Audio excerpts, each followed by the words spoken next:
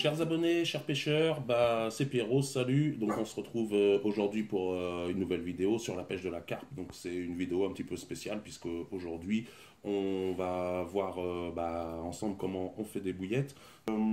Pour la rivière, on a besoin quand même de grosses quantités d'appât pour pêcher confortablement. Donc forcément, si on devait acheter cette quantité-là à chaque sortie, eh bien, ce serait la ruine. Donc, d'où l'intérêt de fabriquer ses propres appâts.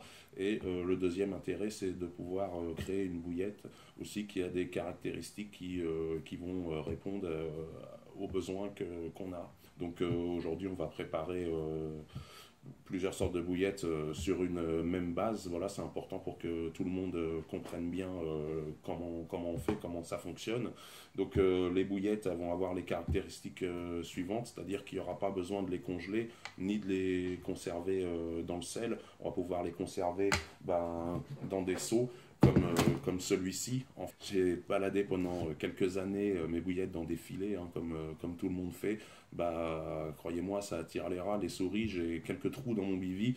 Donc ça, c'est une première chose. Et puis une deuxième chose aussi, c'est que quand on pêche toute l'année, il va y avoir des saisons forcément qui seront pluvieuses. Et avec l'humidité ambiante, même si vos bouillettes sont à l'abri, elles vont rapidement devenir douteuses si vous restez plusieurs jours. Donc c'est là tout l'intérêt de pouvoir les conserver dans un seau. La deuxième chose aussi, c'est par rapport à la texture des bouillettes. Donc en fait ici, moi j'ai une bouillette qui est très dure en fait, mais c'est pas une bouillette entièrement déshydratée, puisque souvent les gens qui pêchent en rivière, ils vont faire des bouillettes maison et puis ils vont les emmener jusqu'à la déshydratation totale pour avoir des appâts très durs. Alors le problème de cette méthode, c'est que d'une part votre bouillette elle va moins bien diffuser, donc ça va être moins attractif, ça va moins bien marcher. Deuxièmement, elle va être très légère, donc vous aurez du mal à amorcer confortablement à longue distance. Et le troisième point négatif aussi, c'est que de par la légèreté, entre le moment où la bouillette elle va avoir l'impact sur l'eau et le moment où elle va arriver au fond, s'il y a du courant, elle risque de dériver sur de longues distances. Et du coup, vous n'aurez pas amorcé sur le coup exactement là où vous pêchez. Donc ça, c'est un problème. Donc ici, j'ai une bouillette très dure qui est très très dure en surface. Par contre, ouais, j'ai du mal à la casser. Par contre, à l'intérieur, elle reste tendre à cœur et friable. Elle a des très bonnes caractéristiques de diffusion. Vous voyez, il y a une croûte vraiment très dure ici autour. Et l'intérieur, c'est très mou, comme vous voyez, ça s'effrite très facilement. Voilà, donc c'est ces bouillettes-là, moi, que je vous propose d'obtenir. Et à la fin de cette vidéo, vous serez capable de faire des bouillettes du parfum de votre choix. Voici l'atelier à bouillettes installé. Allez, c'est parti. Donc on a besoin d'une base qui soit équilibrée, c'est-à-dire qui soit ni trop dispersante, ni trop collante, en fait. Et qui soit aussi équilibré nutritivement en fait pour le poisson, voilà, et qui soit facile à rouler également bien sûr. Donc cette base elle est composée de 3 farines. Donc ce que vous allez faire, vous allez prendre 2 seaux identiques, voilà comme j'ai là. Dans le premier seau, vous allez prendre un récipient pour mesurer. Donc ce que vous allez faire, c'est mettre une part égale de chacune de ces farines, donc une part en volume et non pas en poids, tout simplement parce que, vous voyez, ce sac-là, il fait cette taille-là, bon là il est déjà entamé, mais il était plein jusqu'en haut, et ça par exemple, c'est de la farine de maïs, vous voyez bien que à poids égal, ça ne prend pas le même volume, donc forcément, si vous travaillez en poids, vous allez avoir plus de collants que de dispersants. Ça paraît logique. Donc il faut travailler en volume. Donc là, je vais finir déjà le sac entamé. Hop. On va mettre une part de farine de maïs.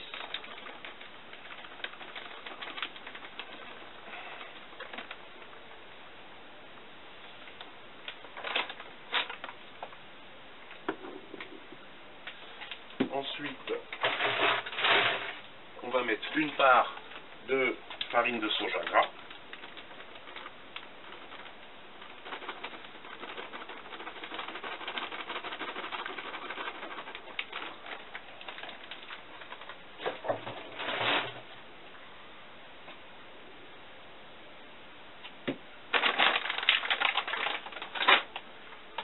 une part de semoule de blé dur.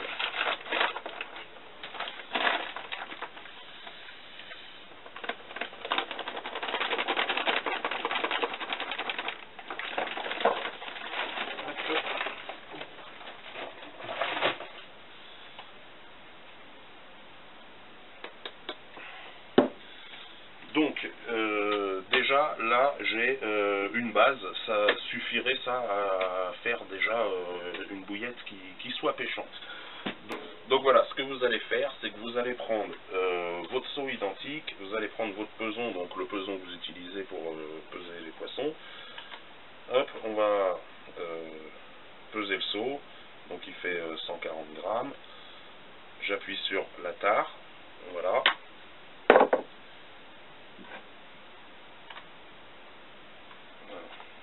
Parfait. Et donc ici, je vais pouvoir peser ma farine.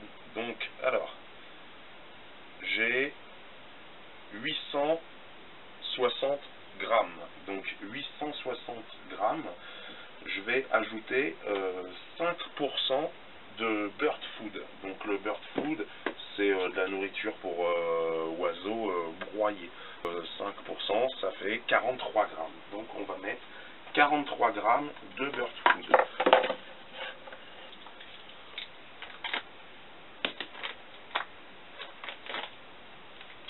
Et donc, on met 43 grammes.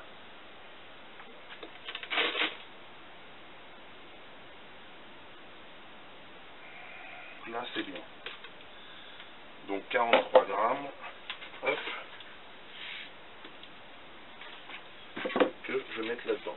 Alors moi, je vous déconseille de dépasser les 5% de bird food, parce qu'après, ça va vous faire des bouillettes qui vont être un petit peu trop fragiles, en fait, hein, pour la rivière. Donc moi, ce que je vous conseille de faire, c'est de prendre un grand seau de pêche.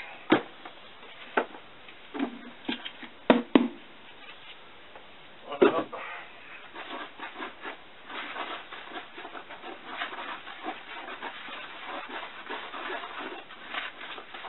Pour que ce soit bien homogène tout ça.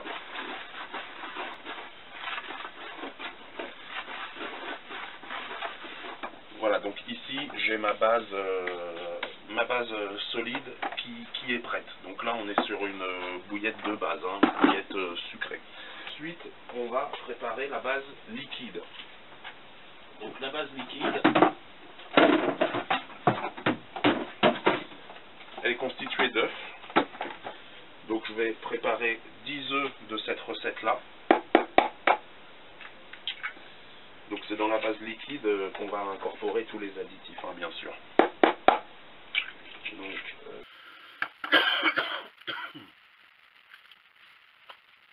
Donc voilà, là j'ai mes 10 œufs qui sont là-dedans. Donc à ces œufs, je vais ajouter les additifs. Je vais mettre du NHDC. Donc ça, la quantité à mettre, selon la marque que vous prenez, c'est marqué dessus, hein. Moi je vous conseille de bien respecter les doses qui sont marquées sur les produits, parce que si on en met trop, ça pourrait être répulsif aussi, c'est le risque. Et puis on ne sait pas la concentration du produit, il n'y a que le fabricant qui le sait. Donc moi je suis les indications qui sont sur le flacon en fait. Donc ça c'est bon. Ensuite, à ça, je vais ajouter donc un parfum. Donc ici, comme c'est de la bouillette sucrée, on va mettre un parfum sucré, on va mettre banane. Parfum banane. Hop, donc là c'est 5 ml pour 10 œufs. Donc ça c'est bon. Alors ensuite, je vais ajouter pour 10 œufs 2 cuillères à soupe d'huile, donc c'est de l'huile banane, hein, l'huile de tournesol en fait. Donc l'huile, ça va avoir plusieurs rôles. Déjà votre bouillette elle va être plus facile à rouler parce que ça évitera qu'elle colle à la planche. Ça c'est la première chose.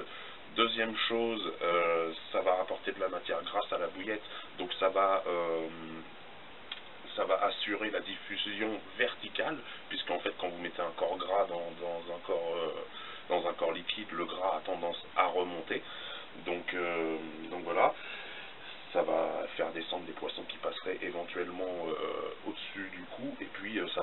bah, les éléments nutritifs, les lipides dont les poissons ont besoin. Donc je mets 2 cuillères à soupe d'huile.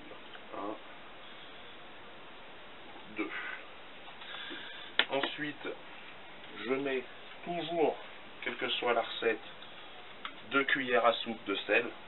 Donc le sel, ça a plusieurs rôles. Déjà, c'est un conservateur. Et aussi, c'est un exhausteur de goût. Quand vous faites un gâteau, vous mettez toujours un petit peu de sel dedans. Ça relève le goût, en fait. Donc, ça, j'en mets toujours 2 cuillères à soupe. Ensuite, je mets toujours aussi 2 cuillères à soupe de sucre. C'est pareil, c'est un conservateur et un exhausteur de goût. Voilà, et puis ça apporte un petit goût sucré un petit peu différent de celui du NHDC. Et ensuite, ce que je fais, moi, c'est que je mets un conservateur pour les bouillettes. Alors je sais qu'il y en a plein qui n'aiment pas ça, c'est un produit qui est souvent pointé du doigt, comme quoi c'est pas bon. En réalité, aucune étude n'a jamais montré que c'était mauvais pour les poissons, ni que c'était bon. Moi, ce que je pense, c'est soyez intelligents. Si vous voulez faire des campagnes de pré-amorçage, n'en mettez pas dans le doute, ou si vous pêchez des endroits où il y a une grosse pression de pêche, où les carpes ont l'habitude de consommer des bouillettes, dans le doute, n'en mettez pas. Mais quand vous pêchez sur la rivière, où il y a assez peu de carpistes finalement, les carpes, ça va représenter 1/1000e de ce qu'elles vont consommer dans leur vie de carpe. Forcément, ça ne peut avoir aucun impact sur leur santé, faut pas rêver. Et puis aussi le fait de mettre du conservateur, bah, ça va aider à obtenir la fameuse texture dont je vous parlais tout à l'heure, au niveau de la surface qui est très dure et de l'intérieur qui est tendre. Donc moi j'en mets, je sais que ça ne plaît pas à tout le monde, mais c'est un choix que j'ai fait qui me convient bien, et donc je continue de faire comme ça. Alors par contre, par rapport aux quantités qu'il donne, je mets que la moitié. Un tout petit peu plus que la moitié. Il préconise 80 ml pour 10 œufs, moi j'en mets 50. J'ai fait des tests avec plusieurs quantités en mettant 75, 70, 65, 60, et je suis descendu jusqu'à 50. J'ai vu que l'efficacité était la même quand on en mettait moins en fait. Donc ça fait économiser du produit, et puis ça fait quand même une bouillette un peu plus naturelle que si on avait une forte quantité de conservateurs à l'intérieur. Après, sachez que si vous pêchez régulièrement avec des bouillettes du commerce, dans les bouillettes du commerce, il y en a du conservateur, et ça pose de problème à personne de les utiliser.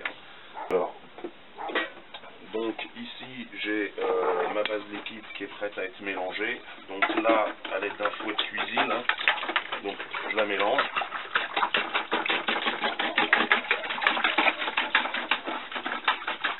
Ça sent le bonbon à la banane.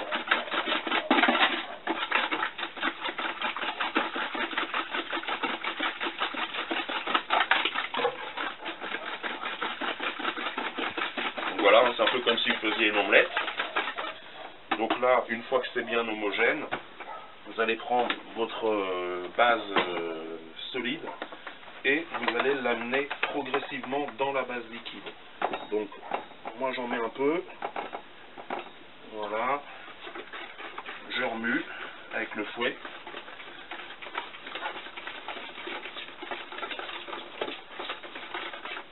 Hop, encore un peu.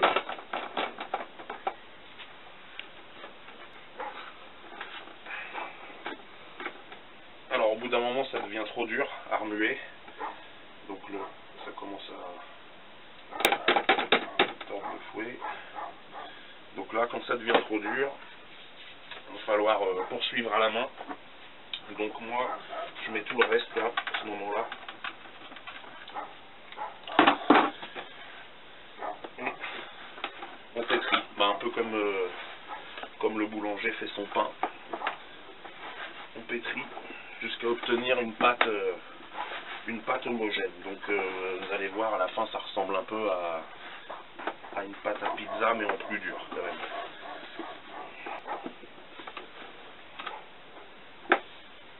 Alors moi j'aime bien faire des pâtes un peu dures, parce que l'appareil que j'ai pour pour presser, ça convient bien ce type de pâte. Par contre, si vous avez un pistolet manuel, essayez de faire une pâte qui soit quand même un petit peu souple, parce que sinon vous allez péter votre pistolet, puis je vous raconte pas les tendinites aussi que vous allez avoir, vous allez galérer quoi.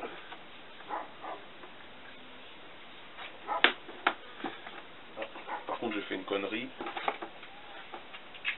Ça, quand on fait la vidéo, ça déconcentre. J'ai oublié de vous dire. Mais en fait, il faut mettre les coquilles des œufs dans les bouillettes. Très important. J'ai essayé avec, j'ai essayé sans, ça marche beaucoup mieux avec. Déjà, ça va permettre d'aérer la bouillette. Donc, elle va beaucoup mieux diffuser. Et puis aussi, ça donne, je pense, un effet crunchy à la bouillette. Faut savoir que les carpes, dans leur milieu naturel, quand elles mangent une écrevisse ou un coquillage, une moule, quelque chose, ça a toujours, ça croque sous la dent. Je pense que ça doit moins les perturber d'avoir un appât qui est croustillant, puisque même si en aucun cas une carpe pourra confondre vos bouillettes avec de la nourriture naturelle, eh bien le fait que la texture elle soit proche de ce qu'elle consomme, bah, je pense que ça éveille moins la méfiance en fait. Je pense, hein, ça c'est une théorie. En tout cas, le fait est que moi j'ai constaté que ça marchait mieux quand on incorporait les coquilles. Donc là c'est un peu dommage que je les mette à la fin, mais ça va pas changer grand chose.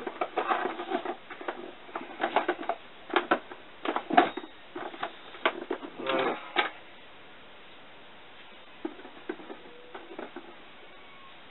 Donc là on a une pâte qui est prête à rouler. On va la réserver, on va la mettre de côté parce qu'il faut la laisser reposer. En fait, elle va gonfler un peu quand elle va reposer. Donc, vous pouvez la laisser reposer une petite demi-heure sans problème. Hein. Donc, ça.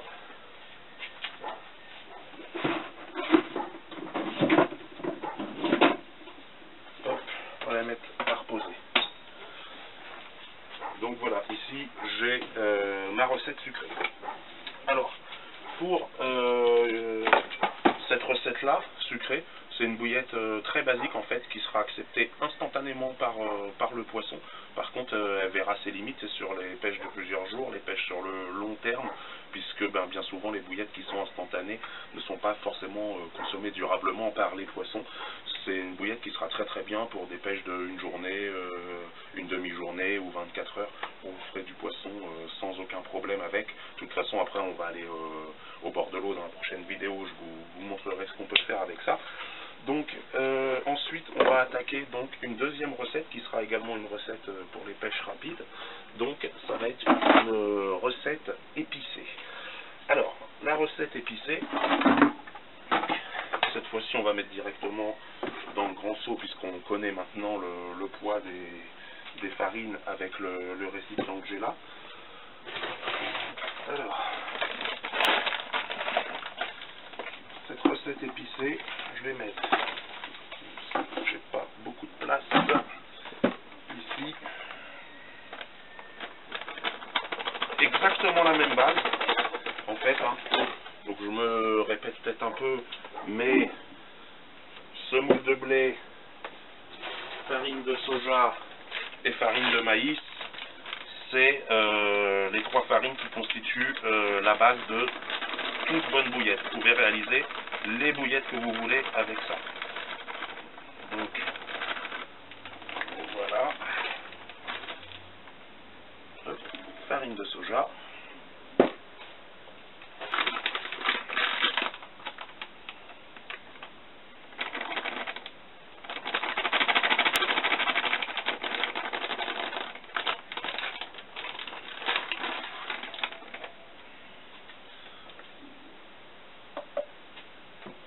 Donc cette fois-ci, comme on est on va être sur une recette épicée, je ne vais pas remettre un bird food aux fruits dedans. Je vais opter pour du chenvi moulu grillé. Voilà, c'est bien aussi. On va remettre 43 grammes de beurre poudre, soit 5%. Alors, hop. Donc là, on est bon.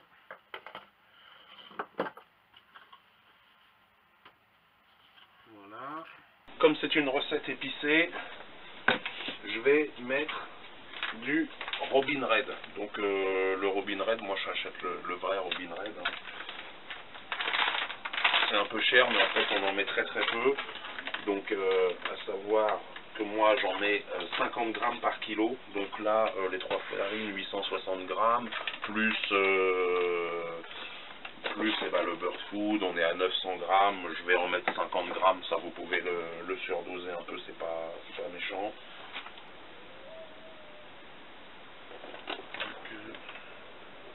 Jusqu'à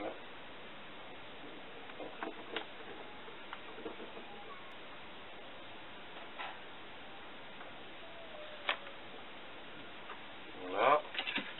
Donc vous voyez, comme je vous dis, 50 grammes par kilo, ça fait très très peu. Hein. Donc c'est pas la peine d'acheter de la merde. Autant prendre ce qu'il y a de mieux. Et puis pour le temps que ça va vous durer, sachez, ça va vous durer quand même assez longtemps. Ça va pas vous faire un gros investissement. Hein. Donc là, le sachet ici c'est 22,90. Hein, le sachet qui fait peut-être 1 kg. Je crois que c'est pas... Si, 1 kg. Voilà. Donc ensuite, je vais ajouter 2 cuillères à soupe par kilo de ras el hanout. Donc ras el hanout, c'est des épices pour le couscous. Alors donc, on met 2 cuillères à soupe. 1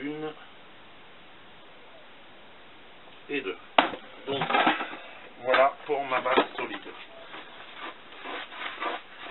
Donc je répète, le corps du mix, donc la base, composée des 3 farines, donc toujours les mêmes. 50 g de Robin Red, 5% du poids total de beurre food, donc ici on a utilisé du chèvre moulu grillé, et 2 cuillères à soupe de ras el hanout. Donc là on va obtenir une bouillette fortement épicée. D'ailleurs moi sur ces bouillettes là, la particularité c'est que je n'ajoute pas d'arôme, parce que comme le Robin Red c'est un produit déjà très odorant et de très bonne qualité, j'ai pas envie de masquer sa qualité, de masquer son odeur en fait. Donc je préfère m'abstenir de mettre du parfum. Hein. Le parfum, c'est sûr, c'est pas inutile. Moi j'aime bien en mettre généralement, puisque c'est ce qui va donner le message chimique de la bouillette, qui va faciliter aux poissons de découvrir vos bouillettes lorsqu'ils se mettent à leur recherche. Mais parce que quand on est sur des produits épicés comme ça, c'est déjà tellement fort olfactivement que c'est un peu couillon de mettre du parfum par-dessus. Enfin, c'est mon point de vue en tout cas. Donc ici, on va repartir sur la base liquide, donc qui sera composée donc de 10 œufs. Donc cette fois-ci, je vais mettre tout de suite les coquilles, ça m'évitera d'oublier bêtement comme tout à l'heure.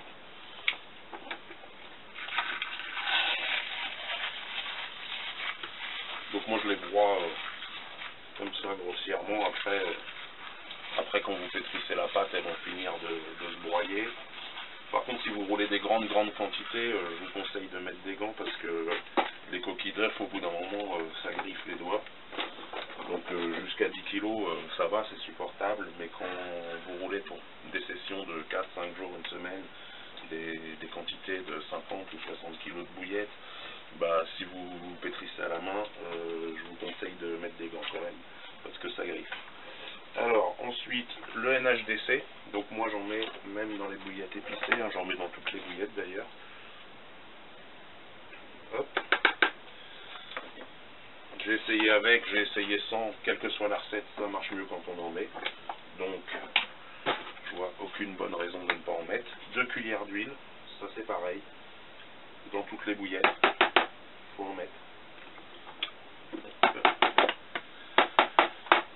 Ensuite, les 2 cuillères de sel. C'est pareil, ça faut en mettre dans toutes les bouillettes. Hop.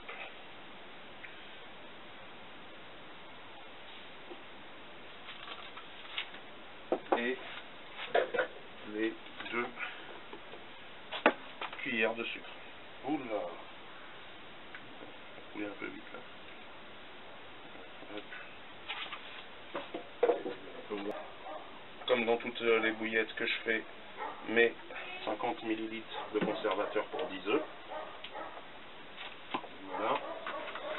Donc là c'est bon. Couler. C'est reparti pour l'omelette.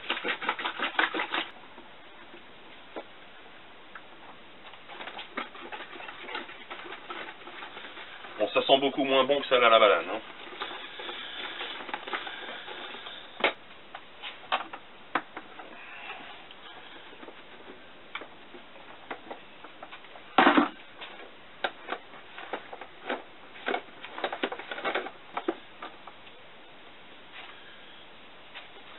Donc voilà, ma pâte à bouillette épicée est prête. Donc pareil, je vais la mettre à reposer.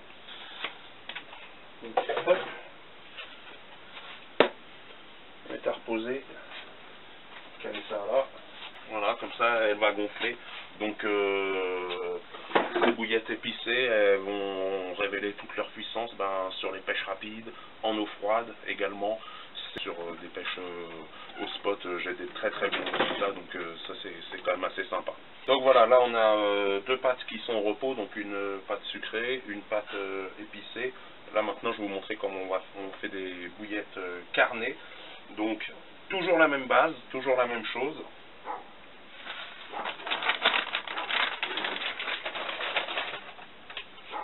Donc là j'ai également mis dans cette base là, je mets également du Chunvi. Après si vous préférez mettre un autre bird food, ça ne changera pas grand chose. Hein.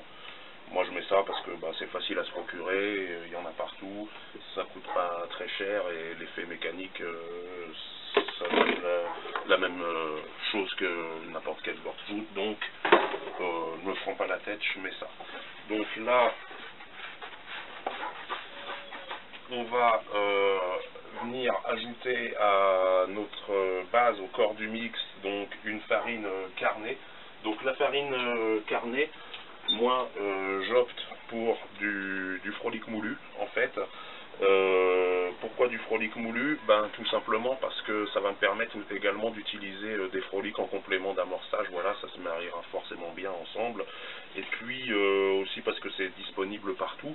Si vous préférez opter pour une farine de poisson, une farine de viande ou des croquettes pour chat moulues, ça fera pas une grande différence, hein, ce sera la même chose, ce sera toujours une bouillette carnée. Donc quelle que soit la farine carnée que vous souhaitez ajouter, vous pouvez en mettre jusqu'à 20% du poids total.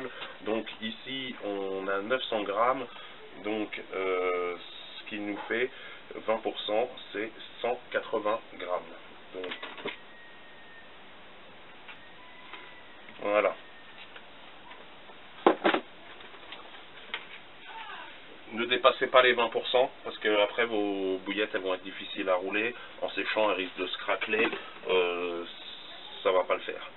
Donc limitez-vous à 20% de farine carnée, hein, 20% du poids de la base à ajouter, donc en farine carnée. Donc ici, ça y est, j'ai ma base solide donc de mes bouillettes carnées. Pour la base liquide, toujours la même chose, toujours mes 10 œufs avec les coquilles, mes 50 ml de conservateur pour 10 œufs, toujours la petite cuillère de NHDC, même si c'est de la bouillette carnée, le fait de lui donner une note sucrée, ça fonctionne mieux. J'ai essayé avec, j'ai essayé sans, c'est mieux avec, donc j'en mets. Le sel, le sucre. Ensuite, un parfum. Donc moi sur de la farine carnée frolic ou de la croquette à chat broyée, des choses comme ça, j'opte pour un parfum foie. Si j'avais mis de la farine de poisson, j'aurais opté sûrement pour un parfum poisson. Hein. Toujours mes 2 cuillères d'huile, indispensable. Dans cette recette-là, je vais mettre du viandox. Donc le viandox, ça apporte un goût supplémentaire, un effet mécanique supplémentaire. Aussi, ça apporte des acides aminés. Alors si j'avais opté pour de la farine de poisson, au lieu de mettre du viandox, j'aurais mis du Nuockman. Pareil, ça amène aussi un parfum et de la protéine.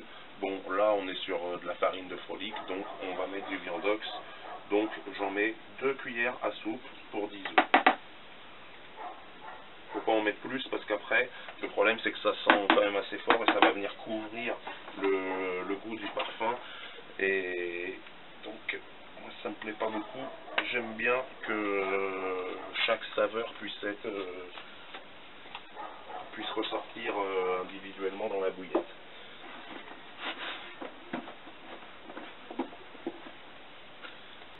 Donc ici, la pâte carnée est terminée, on va la mettre à reposer également.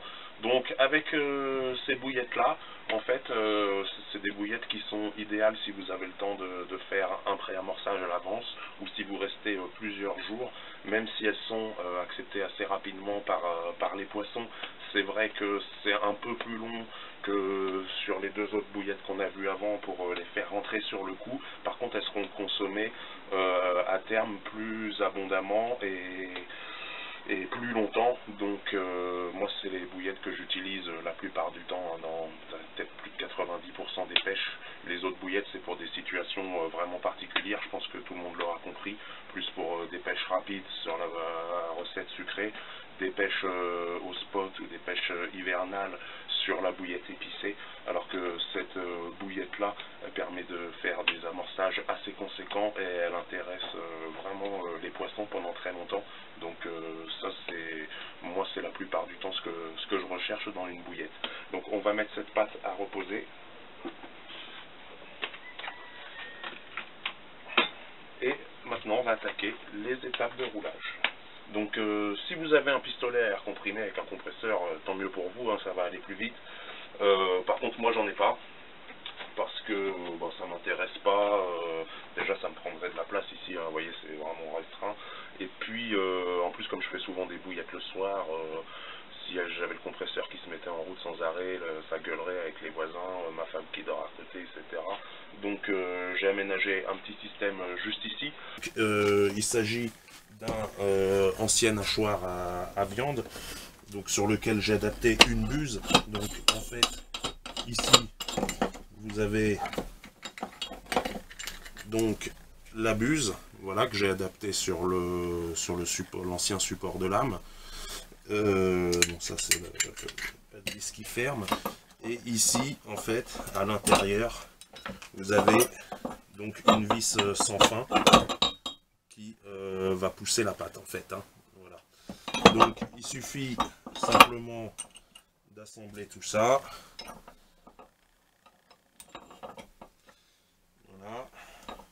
Donc ça, c'est vieux hachoir à viande, vous en trouvez un peu dans toutes les brocantes, vous avez peut-être des chances d'en trouver sur le bon coin, ça coûte 2 balles. Hein. Donc ça vous évitera de lâcher un gros billet dans un pistolet à bouillette. En tous les cas de figure, si vous ne pouvez pas avoir de pistolet pneumatique, je vous conseille plutôt ce type d'appareil qu'un pistolet manuel, parce que le pistolet manuel, c'est très très dur de pousser la pâte avec. Donc là, moi je coupe ma pâte.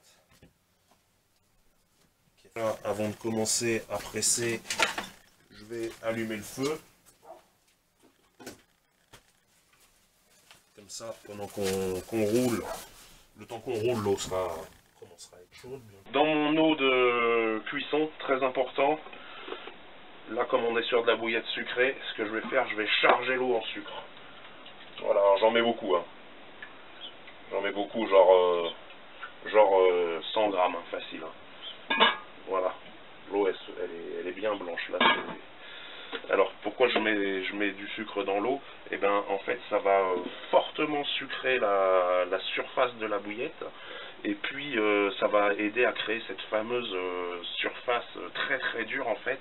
Et aussi ça va apporter des propriétés conservatrices qui vont aider le conservateur à maintenir la bouillette.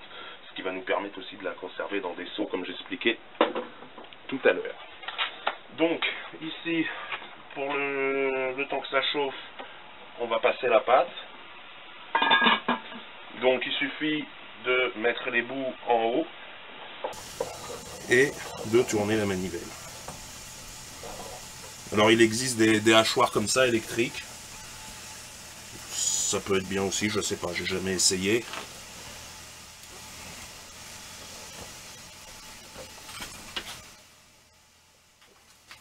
Hop, là quand vous voyez la pâte qui sort, il faut mettre le doigt pour... Voilà.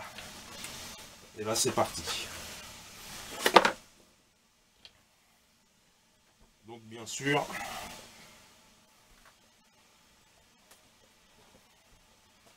mettre de la pâte, ça va vite quand même.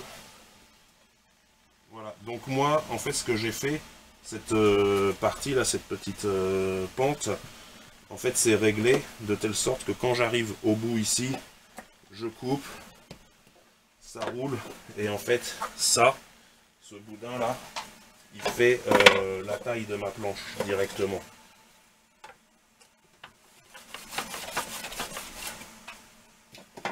Voilà, donc là les bouillettes sont roulées. Alors ce que je fais, hop, je prends les seaux là, que j'ai utilisé pour j'ai utilisé tout à l'heure. Et voilà.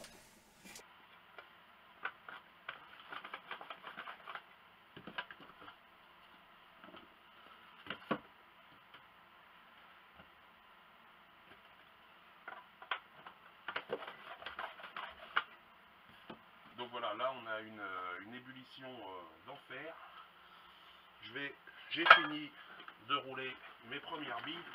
Donc là il y a les 10 œufs qu'on a roulés. Comme j'ai un feu très puissant, je mets tout. Hop, l'ébullition elle s'arrête même pas, ça devient toujours. Je remets le couvercle. Je vais virer tous les résidus de pâte qu'il y a dans le pistolet, le temps que ça cuise. Donc là, je sais qu'il n'y en a pas de collé au fond. Voilà. Il y en a qui commencent à venir vers la surface. Moi je les laisse. Je laisse comme ça, faut laisser. Faut qu'elle soit bien cuite.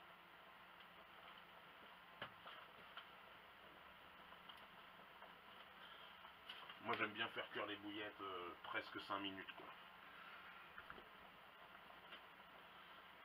Les micro-cuissons, etc. C'est pas mon truc. Ça permet pas d'avoir des bouillettes qui se conservent bien, ni très dures, donc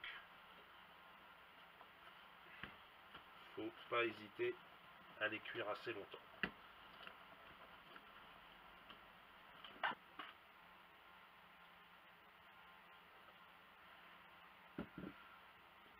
Toutes les bouillettes flottent, hein, tout est en surface, hein. Je vais les mettre dans une cagette en plastique comme ceci, hein. Donc c'est des cagettes que vous pouvez vous procurer quand vous achetez vos légumes au marché. Je prends ma spatule à trous et là on va repêcher tout ça. Hop. Voilà. On va faire cuire les bouillettes épicées. Ce que je vais faire, c'est que je vais saler l'eau. Même principe que quand j'ai mis tout ce sucre tout à l'heure dans l'eau. Là je mets à peu près la même quantité de sel. C'est pareil, ça va créer une croûte de sel sur la surface de la bouillette, ça va lui permettre de devenir très dur et ça va l'aider à se conserver de façon optimale. Donc allez, il n'y a plus qu'à presser toute cette pâte.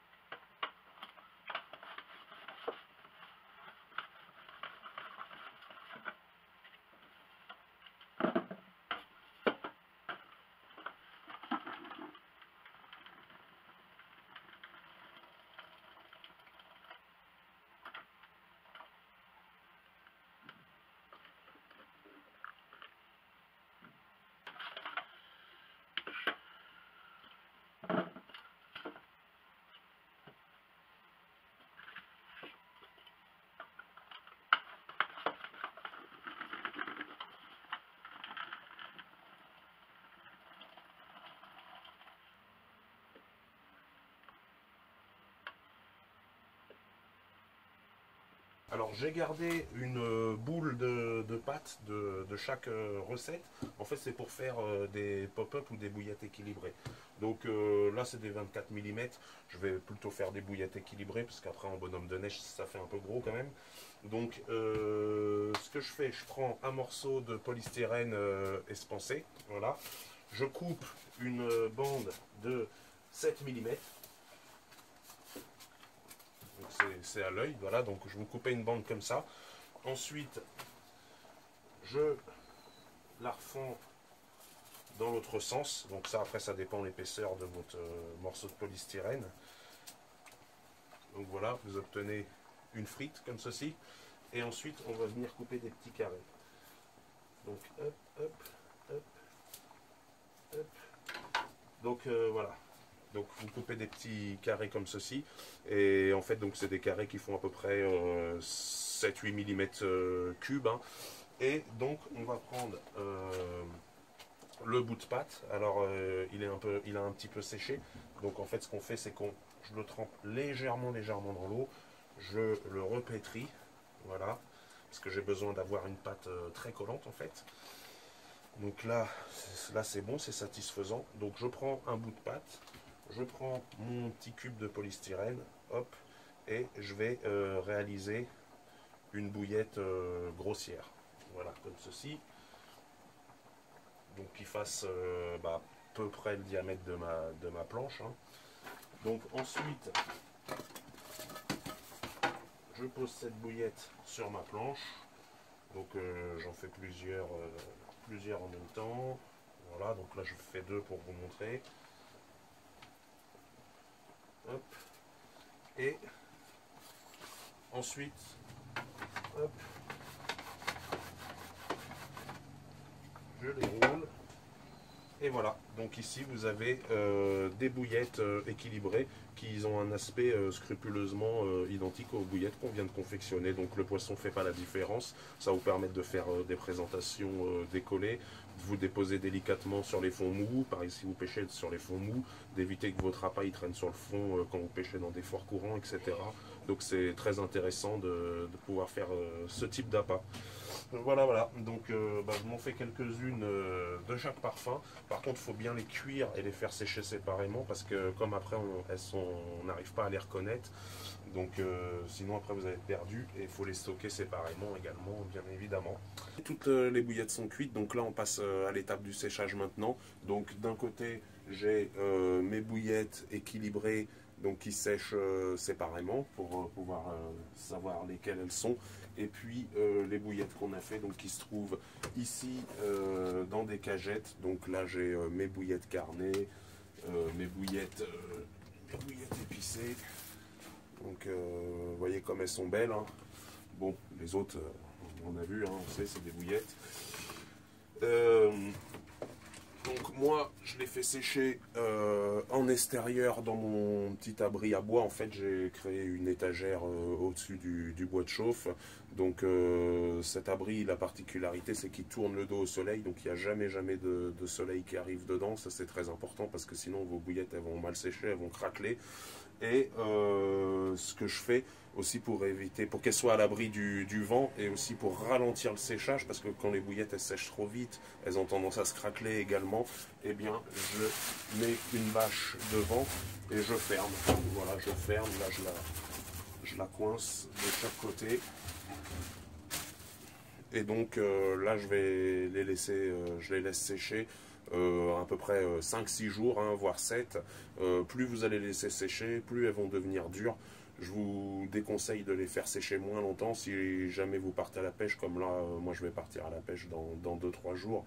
Je vais les emmener, mais après je vais les remettre à sécher quand même encore 2-3 jours pour qu'elles puissent se conserver plusieurs semaines dans des seaux. Voilà le dernier détail au niveau de la conservation. Dans les seaux, moi ce que je fais, c'est qu'au niveau du couvercle, je scotche 2 carrés de coton. Donc c'est des carrés de coton pour le démaquillage en fait. Ça permet que quand la condensation elle se forme dans le seau, que ça retombe pas sur vos bouillettes. En fait, ça reste emprisonné là-dessus. Voilà, ça évite de mouiller et d'abîmer les bouillettes qu'il y a sur le dessus. J'espère que cette vidéo elle vous aura apporté les quelques ficelles qui vous manquaient sur la fabrication des bouillettes. Ce qu'il faut bien retenir surtout, c'est que tout part d'une base, le corps du mix, donc c'est très important de respecter ça. Une part de soja gras, une part de farine de maïs et une part de semoule de blé. Alors bien sûr, les pinailleurs diront oui, il y a possibilité de faire la même chose, de faire une base différente, mais avec les mêmes propriétés mécaniques. Il suffirait de remplacer les farines précédemment citées par des farines aux effets mécaniques similaires. Alors je vais répondre tout de suite à ça.